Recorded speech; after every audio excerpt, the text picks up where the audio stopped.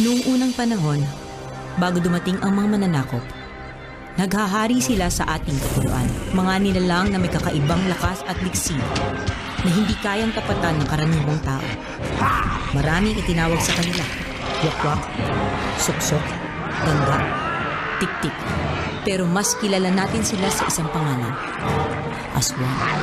Marami ang sumubok na labanan ng mga aswang. Gustong ipagtanggol ang kanilang mga pamilya, tribo, balangay. Kapahamakan ang sumalubong sa kanila. Kaya't sa mahabang panahon, sa bawat paglubog ng araw, naghasik ng lagim ng aswang. Dumami ang kanilang lahi at ang mga tao na siya nilang pagkain ay napuwersang magtago sa kanila. Hanggang sa dumating ang malalaking barko sakay ang mga banyaga mula sa kanluran. Sa mga Kastila, ang ibang katutubo ay nakatagpo ng bagong kaaway.